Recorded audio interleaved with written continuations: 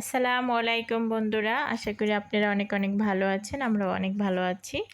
আজকে মাইশা বায়না ধরেছে হঠাৎ করে গরুর মাংস দিয়ে বিরিয়ানি খাবে।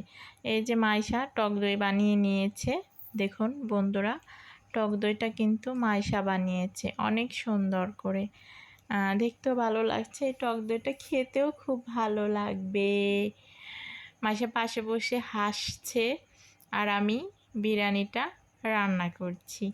দেখুন, টক দইটা দিয়ে দিলাম, তারপর চাউলটা ধুয়ে পরিষ্কার করে নিব, তারপরে দিয়ে দিব।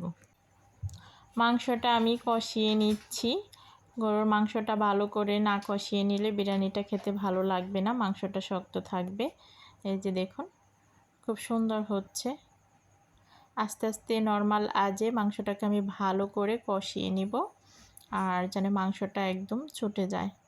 গরুর মাংস বলে কথা, এটা ভালোভাবে না ছোটালে কিন্তু বাচ্চারাও খেয়ে শান্তি পায় না, বড়রাও খেয়েও শান্তি পায় না। তাহলে আমি ভালো করে সুন্দর করে কষিয়ে নিচ্ছি। তো বন্ধুরা, দেখতে থাকুন ভিডিওটা। আর এই যে আমি চাউলটা দিয়ে দিচ্ছি।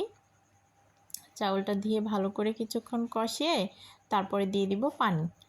পানি দেওয়া শেষ হলে খাওয়ার সময়টা অবশ্যই আপনাদের দেখাবো যে আজকের বিরিয়ানিটা কী রান্না করলাম। এই যে কোরবানির ঈদ বলে কথা। কোরবানির ঈদ গেছে, সবার বাসায় কম বেশি গরুর মাংস থাকে। আর গরুর মাংসের বিরিয়ানিটা খেতে আসলেই অন্যরকম, খুবই ভালো লাগে। আমার কাছে তো খুবই ভালো লাগে, আর মাসের কাছে আরও খুব ভালো লাগে। তো ফাঁকে এই যে দেখুন, গল্প করতে করতে বিরিয়ানিটা হয়ে গেছে। এই যে দেখতে ভালোই লাগছে। সালাদটাও কেটে নিয়েছি, লেবু, কাঁচামরিচ, পেঁয়াজ কুচি, যে যেটা খায় আর কি সেটা দিয়ে খেতে পারবে।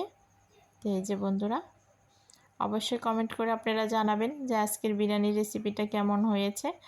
আমি আরও আগে দিয়েছি পুরো ভিডিওটা, আর আজকেও আপনাদের দেখালাম যে ঈদ সামনে, গরুর মাংস দিয়ে ঈদের সময় বিরিয়ানিটা রান্না করে নিলাম। তো এই বন্ধুরা, এখন আপনারা সবাই কমেন্ট করে জানাবেন যে আজকের বিরিয়ানিটা কেমন হয়েছে। দেখেই তো বোঝা যাচ্ছে যে কেমনটা হবে, খেতে কি ভালোই লাগবে না খারাপই লাগবে।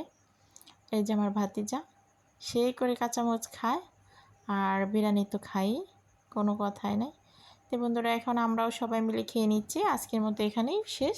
সবাই ভালো থাকুন, সুস্থ থাকুন, আল্লাহ হাফেজ।